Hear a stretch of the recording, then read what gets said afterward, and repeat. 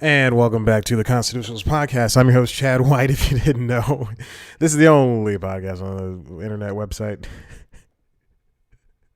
called cpluscomedy.com. I screwed all that up. I had to grab my phone from my bed right across from me. I had to start the cameras. I had to do so much work in order to get this show started. Off the road. Off the record? Any Hoosers, let's get to it. I don't have a lot of time. Let's hop right into this episode. It was very funny. I don't have a lot of time. I don't have Google pulled up. I have my docs. I don't have the document. Let me tell you how Constitutionals works. I sit down in front of a mic. I'm your host, Chad White. Sit down in front of your mic. And I just talk about stuff. Mostly now news stories. Originally, 100 episodes ago, this is the 101st episode. 100 episodes ago, this show was about me, just stating stuff and making it true, or hopefully making it true, and or wanting it to be true, or stating stuff that should be true is what I should say. And now we're 101 episodes in. I think maybe 50 episodes ago it changed exactly what it was supposed to be, and we're here. We're queer. Get used to it. Okay. Let's hop right in. I got this Google Docs pulled up, and let me tell you what I do with so now my thoughts. I used to keep them on Google Keep. My Google Keep became really slow and buggy because I kept overloading it. One document with just one note with just all this list of things I want to talk about. But now we're here on the Constitutionals Google Docs account, so now I can finally get started. Let's do this. Let's turn up the microphone so I can hear myself. Okay. I watched two shows within the past couple of weeks. I meant to talk about Pen 15 last week, but I didn't. SHRILL and Pen 15, both on HULU. I just noticed today that HULU, in fact, uploaded. HULU.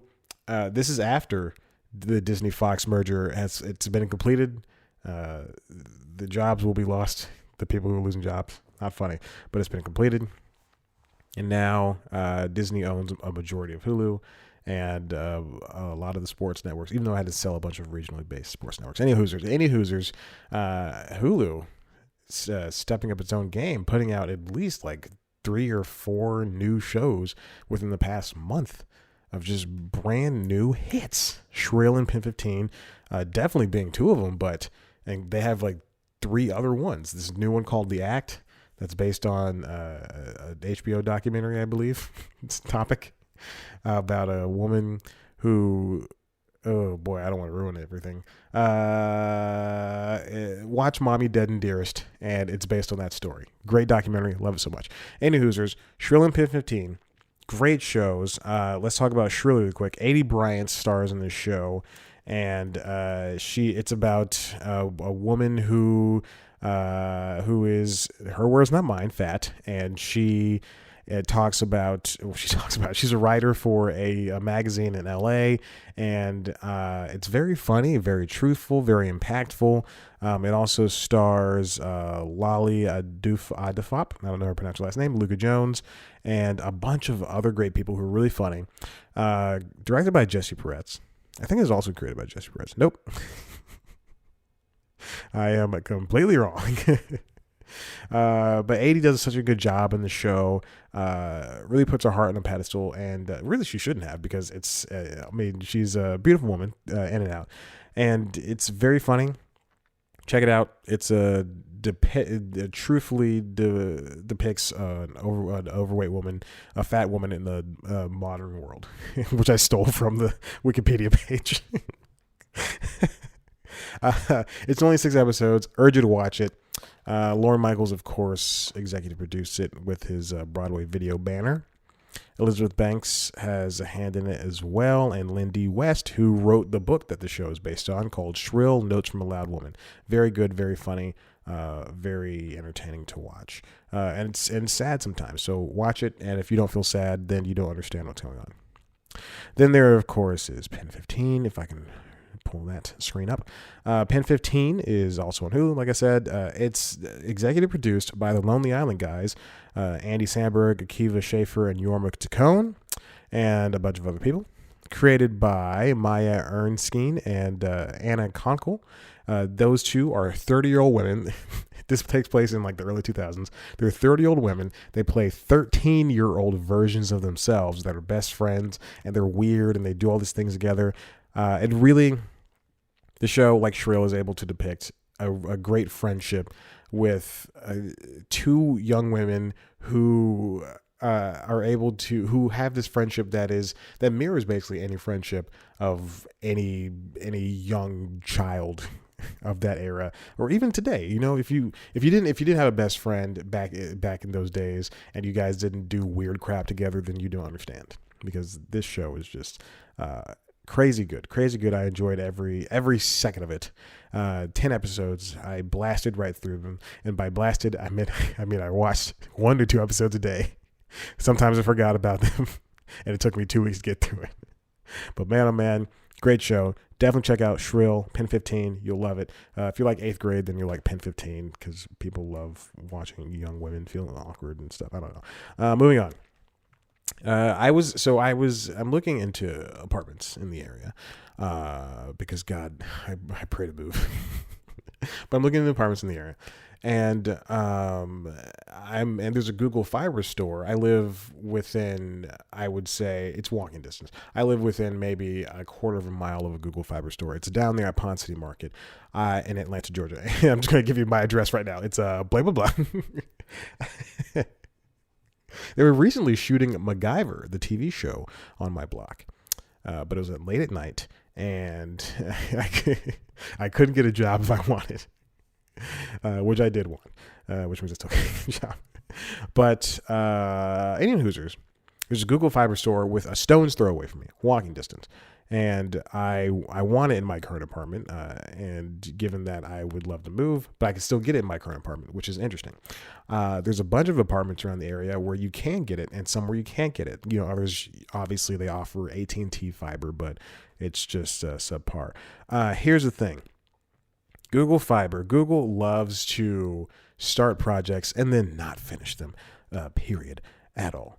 And, we have Hangouts. They gave up on that. Google Allo, which is their version of, what's the iPhone messaging? Not FaceTime, but the other one, the iMessage. Easiest thing, iPhone messaging. What's it called? I don't know. And now here's basically Google Fiber is going down in that same route. Well, at least in one city. Louisville, Kentucky was one of the first cities to get Google Fiber, and now it's having to leave. Mostly because if you don't know what Google Fiber is a gigabit internet access service, and they also do cable as well. It's also Google's cable service. You pay $70 a month. You can get 100 megabytes if you want, but I'd rather get 1,000. You pay $70 and you get a gigabit, which is super stupid fast internet, which is great. And it's good, but it's not everywhere, which is what the issue is. There are places, it depends on really where you are. In Atlanta, there's a lot of buildings, like I said. In Atlanta, they have it. There's some places in Marietta. There's some places in Smyrna. It's just really, it's all over the place. It's not, and those cities aren't in Atlanta proper. They're like in the western part of the state. Or state. What? No. Western edges of the city. Any Hoosers. But here's an article I found from Gizmodo, written by Adam K. Raymond. It's called When Google Fiber Abandons Your City as a Failed Experiment. And basically what the issue is, Google was having trouble laying cable down. And so for this internet, they have to lay special cable down, which is they have to do that for every internet or TV service or electricity even. And so Google's laying down this internet cable on the sides of roads and stuff like that. And you have to bury it, essentially, what they have to do. And what's happening was it was raining and cars were driving over and stuff, and then the cables would just come up, and then Google would put down another layer. So they couldn't dig up a street. In some cities, you can't just dig up a street. So they would just like lay it down, put down like asphalt or concrete, and then that'd be fine. But evidently the stuff that they were using before, it was just coming up and exposing the cable. I'm looking at the picture right now. It was exposing the cable, and that was the issue. And then people were driving over it again, and then they just kept doing it, and eventually it just didn't work. And then Adam, Right, as article says, the damage goes deeper than the roads. In Louisville, a minor league city with major league ambitions, Google Fiber left behind disappointed consumers, unfulfilled promises of transformative economic development, and a slew of embarrassing headlines for a city that allowed a tech giant to use it as a guinea pig. And, for a lot of Google products, there's not, like, I have Project Fi. I have a Pixel 2 XL. Well, it's not Project Fi anymore. It's called Fi. They stopped calling it Project Fi like 3 months ago. But for 3 years, it was a project. It was, you have Google's phones, and now you can get iPhones, and now you can get Samsung phones and Motorola phones and LG phones. And you have this service which uses Sprint and T-Mobile and I think Cricket Wireless, and brings them all together, and you can use all of their towers and stuff. But if there's ever an issue, there's customer service is, for a lot of people, sometimes non-existent. They don't know what they're doing. And for fiber, it extends to fiber as well. And that's the issue. I urge you to read this article if you're interested in gigabit internet. Read about it. It's good to see, it's good to see this, because we have all of these, and this will probably tie into Disney and the Fox and AT&T and Warner Media as well. You have these giant conglomerates, and Netflix even, and you have these giant conglomerates, and a lot of the times they're just powerless themselves. Last week, Facebook went down for hours. For a very long time, which means Facebook was down, WhatsApp was down, Instagram was down, and sometimes these things are just powerless. The privacy thing with Facebook, Twitter harassment. There's all these things. These giant companies, they're just not able to control every little thing in that they own, which is bad, and which is why you don't want monopolies. I'm not really putting this in good words, but still, check it out. Next up, let's see. Lily Singh is getting Carson Daly's time slot. It's going to be great. I think it's going to be called A Little Late with Lily Singh. Let's see what happens when this page loads up. My Wi-Fi has been so iffy, which is why I want Google Fiber. Yeah, it's called A Little Late. And she's going to do Jesus Christ variety. Oh my God. An ad popped up as soon as I started reading, and I have ad blocker on. Yeah, that's how I do. That's how I conduct my business. I'm not going to tell you which one either. uBlock. It's the best one. Yeah. It's going to have in-studio interviews, as well as pre-taped comedy sketches and other quote-unquote signature elements. She appeared on Late Night with Jimmy Fallon last week. Is that what it's called? Tonight Show with Jimmy Fallon. I thought it was 10 years ago. She appeared on Tonight Show with Jimmy Fallon last week. Talk about it. Good. I'm happy. There's another brown person in Late Night. Very happy, very excited to see what she does. And I guarantee this is going to have a lot of YouTube plays. Not just plays, but Lily Singh's from YouTube. She's going to have a lot of, the YouTube channel is going to be big. Kind of like what happened when Letterman left. And then, well, no, I'm not going to say Letterman. When Ferguson left. And they brought a lot of, James Corden brought a lot. Jimmy, see, there's so many people named Jimmy and James to a lot of YouTube stuff, to the what's it called? YouTube stuff to TV. I'm losing my mind. And I want to do two more things really quick. Okay. SNL was accused of stealing a sketch again. Actually, a couple of sketches from New York comedy duo. And when you see the videos, it will make sense. The comedy duo was called Temple Horses, and they have it's two guys who were doing it, and they've been doing this for years, and these videos are really old. And by really old, I mean like 7 years old. Let's see. Let's see. I'm gonna credit their names because I don't want to. Nick Ruggia, Ruggia, and Ryan Hoffman. They believe that these sketches were stolen. And if you look back, they have a. So let's take a look at the four sketches. So SNL has a sketch. Well, no, sorry. These guys have a sketch that's old called "Effing a Pumpkin," and then SNL put out a sketch last year, the fall of last year, which is the fall of 2018, called "Pumpkin Patch," and they have similar ideas. wherein people are trying to, or the joke is that people are having sexual intercourse. This is a clean show. People are having sexual intercourse with a pumpkin, and that's the idea. That's the whole joke. That's the bit. This, if you watch both, I can kind of see where they have similarities, but one of them is just raw cursing. And really no lead to joke. Whereas the SNL one is kind of tells a whole story arc in the 4 or so minutes it has. I'm not defending either one of them. I'm just saying that those, I can see the similarities, but they're way completely different sketches. Now this next one is called Pet Blinders from the guys Temple Horses, and then there's also Pound Puppy, that's from I believe the same season, the same television season with Don Cheadle hosted, and it involves people doing sexual things, and then their dogs coming in and seeing them, and then they have for one of them, for Pet Blinders, which is the Temple Horses sketch. The dogs wear some type of you know what, I watched this last week, so I don't remember. Let's see, the dogs wear something, like sleep masks. They wear sleep masks over their face, and that's the whole bit. For Pound Puppy, the dogs wear masks of like famous people on SNL, and that one makes much more sense. where the sketches might have been a little bit of stolen.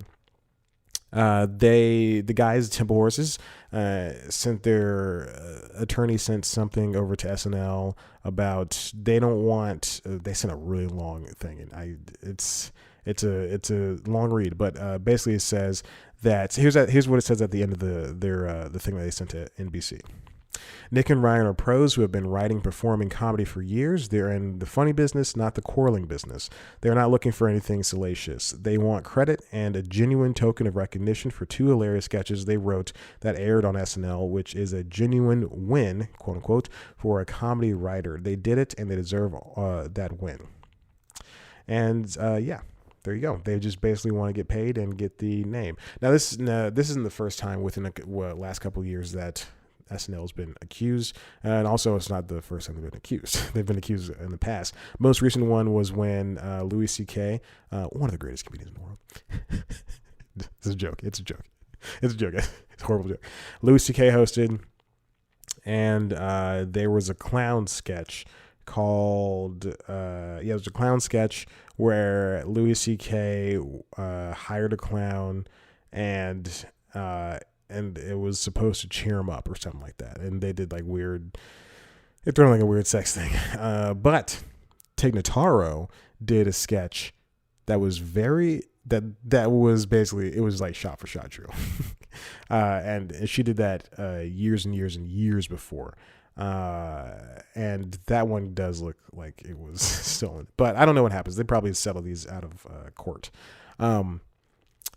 Which makes sense. But what was I saying? The Temple Horses one, very interesting to see.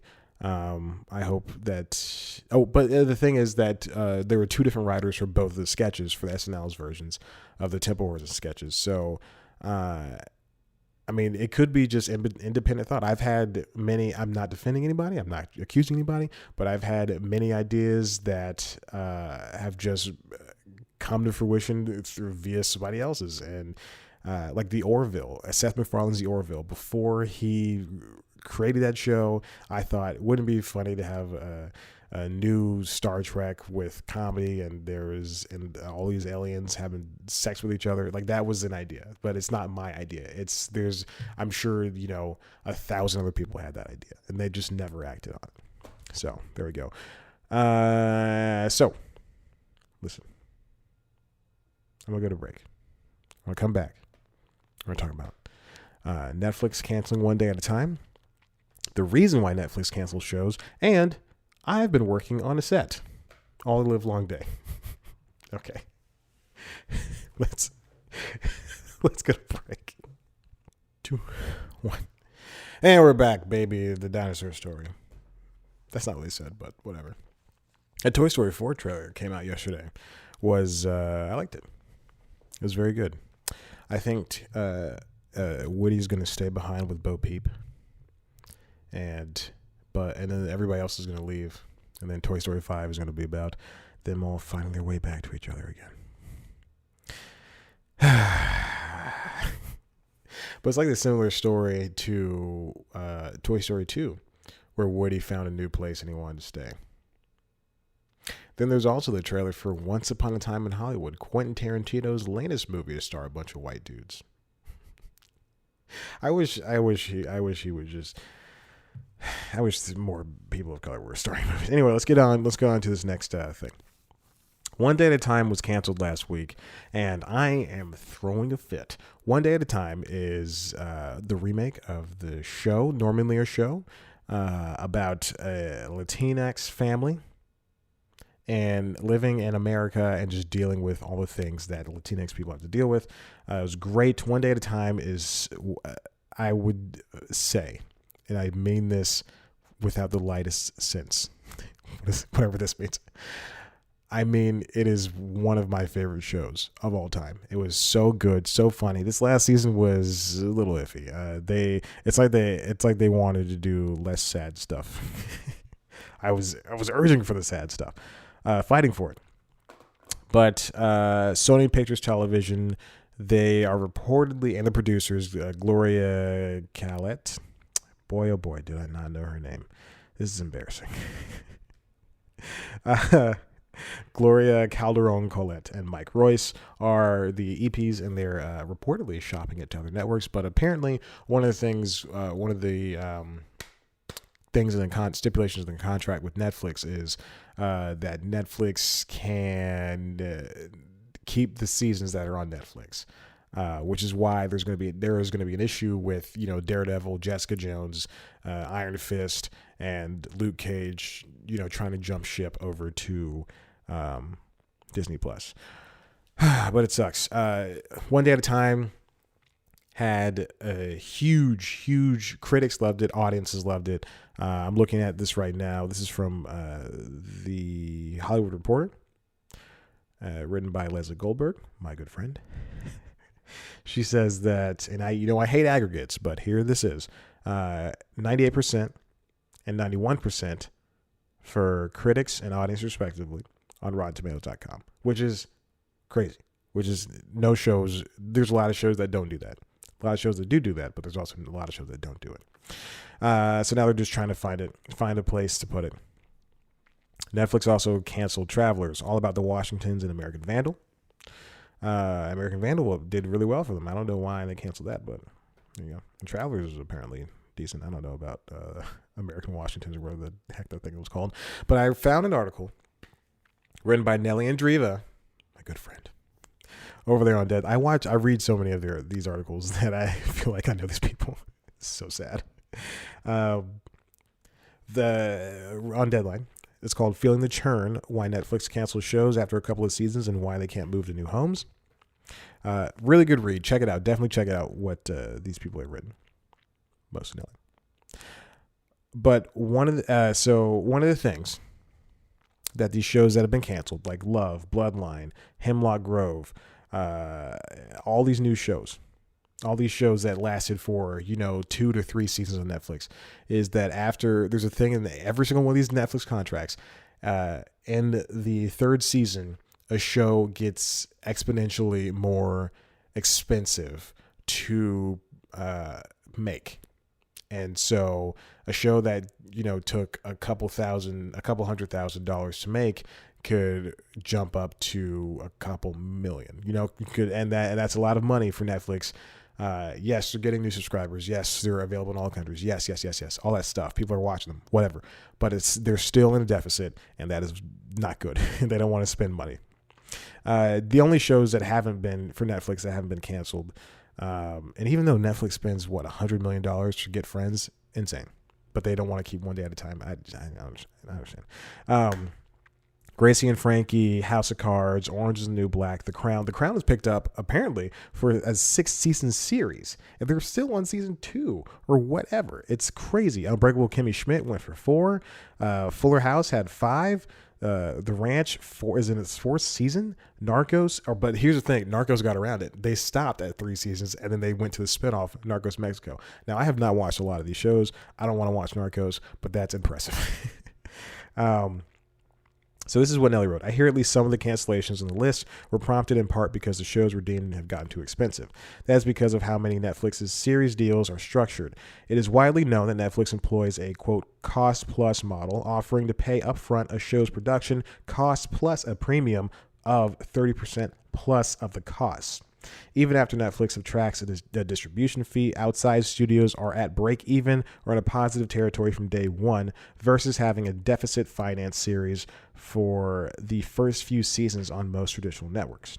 But in exchange for the upfront payments, outside studios give up the potential upside that normally comes with owning a long-running successful series, including off-network and international sales.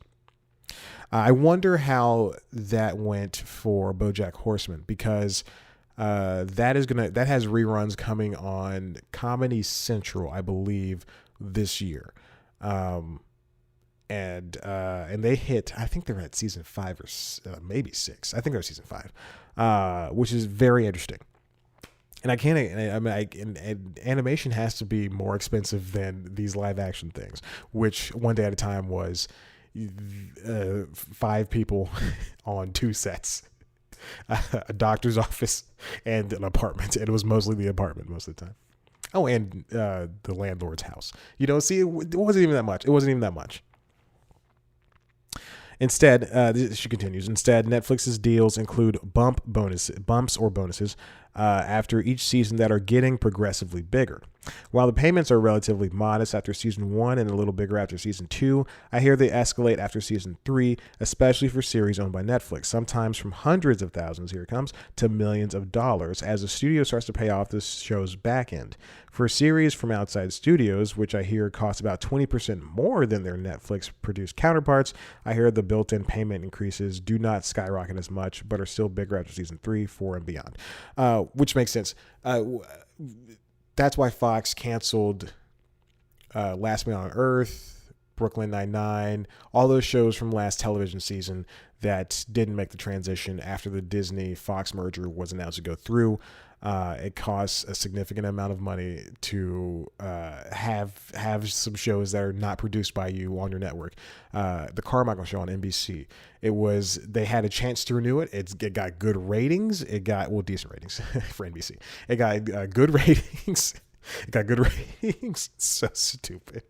Got good ratings. Audiences liked it. You had Tiffany Haddish, Rel Howery, Gerard Carmichael, David Alan Grier, Loretta Devine. You had the 5 of the most powerful people and 5 of the biggest names in black comedy, let alone comedy.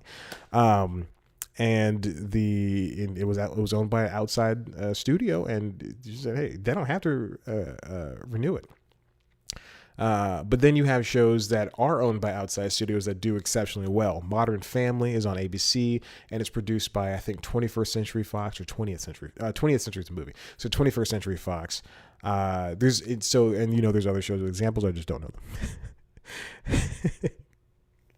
them. And here's another thing I learned in this article from Nelly.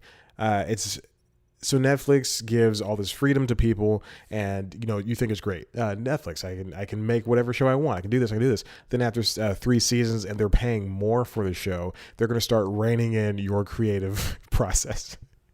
So you have to answer an existential question. Do you want to be a creator on Netflix and to have your wildest dreams come true within 3 seasons, and then have the possibility of that getting axed? Or if it continues to go on, then you have to basically get notes from them. Or do you want to be on broadcast, get notes, and try to push your luck, or broadcast or cable, and try to get notes and try to push your luck with what you can do? FX, John Landgraf, FX is known to not really rein in its creative types, which is why Legion can be as weird as it wants to be, or Sunny can do whatever it wants, or Archer can do whatever it wants, all these different things. But Comedy Central, they'll cancel a show if it's not proving to do too hot. HBO, they just canceled Crashing, even though it ended on a good note, but still. I think Judd Apatow said they're going to do a movie, or they might do a movie. So I would really love to see that. But yeah, Netflix is just like any other network. When it comes down to it, Netflix is just like any other network. They want you to listen. They know you're going to watch. Like, they're like CBS. They know you're going to watch. They'll put anything on. They'll know you'll watch, which is the issue, which is why you have to start putting your foot down. Don't click play on everything. Don't watch everything through. Don't binge everything. 50 is the new 100 is something at the end of the article. An industry insider said, yeah, you used to be able to, like 100 episodes. That's great. People love it.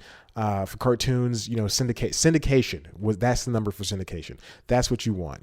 Cartoons, 52 episodes is syndication. That's great. And then like in the 90s and early 2000s, cartoons with 52 episodes used to, get made, and then they used to be canceled like that. And then they would just air them continuously. But now, 50 episodes is as good as 100 episodes, because you can have, these, instead of a half-hour comedy, you can have a 45-minute comedy, but every other episode is 33 minutes. It's strange. It's weird.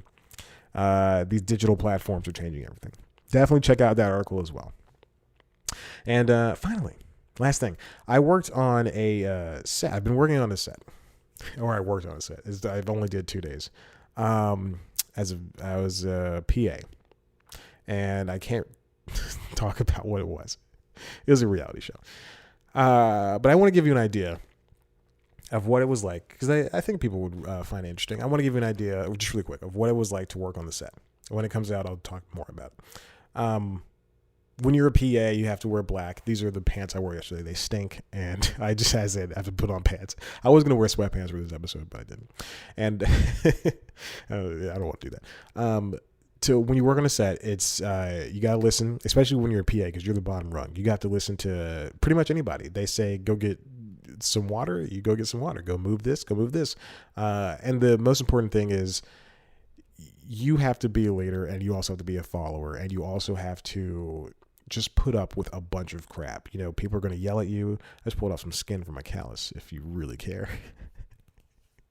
This is what happens when you work out. There's just a lot of hard skin on your hands for forever. But you just have to listen to everybody, and everybody above you, and you just got to help out, and hopefully people like you and they'll bring you back.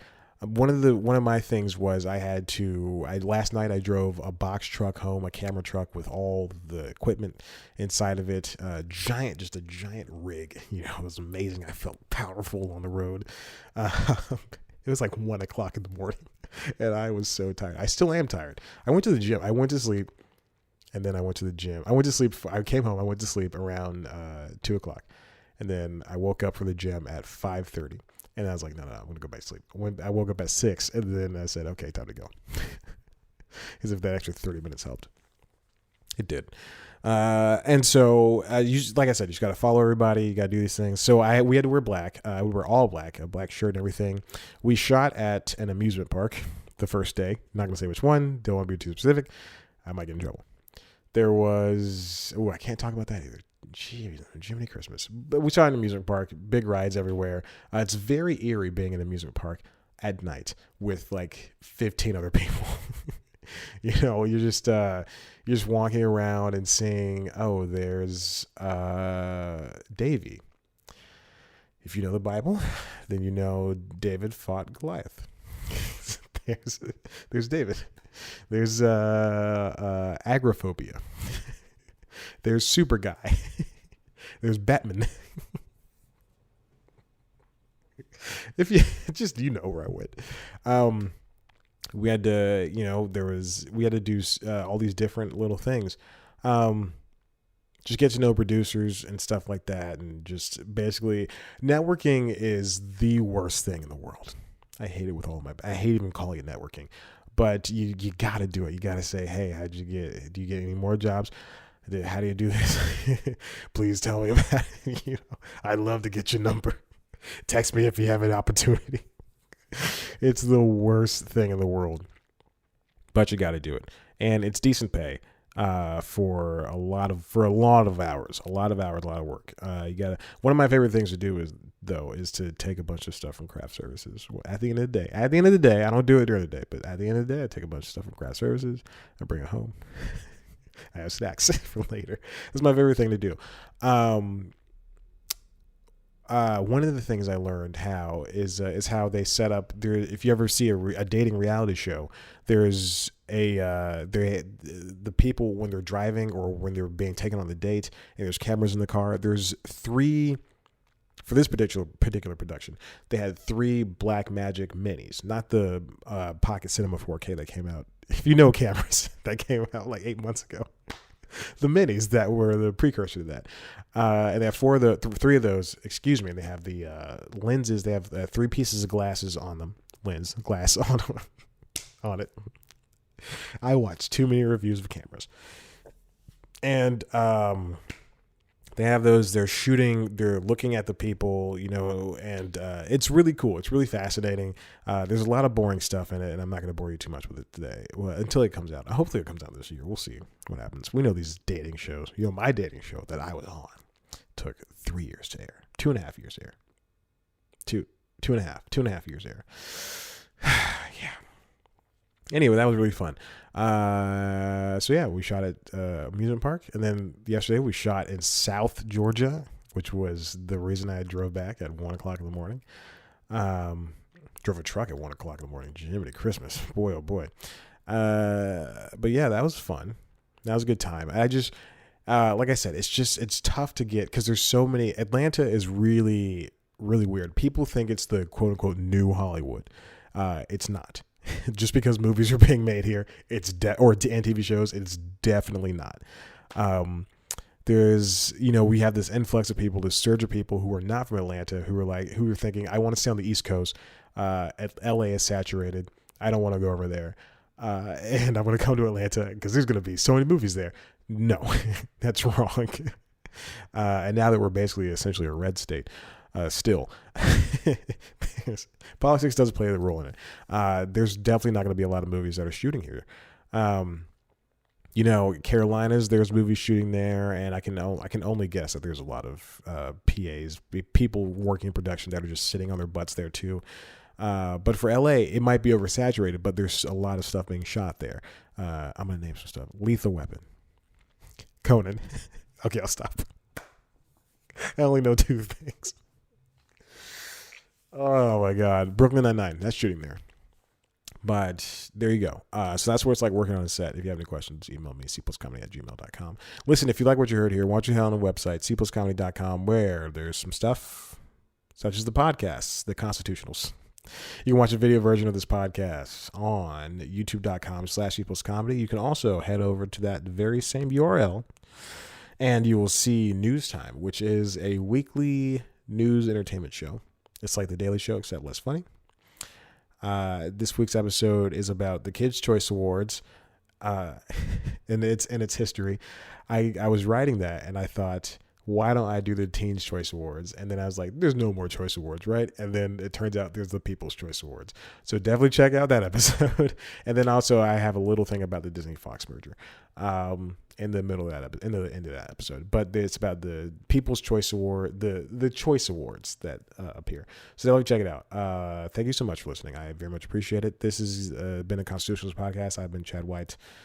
Twitter, Instagram @ChadBlackWhite. Twitter, Instagram for the website, C Plus Comedy. Twitter, Instagram, C Plus Comedy, @C Plus Comedy. Check it out. Okay, bye. Thank you so much.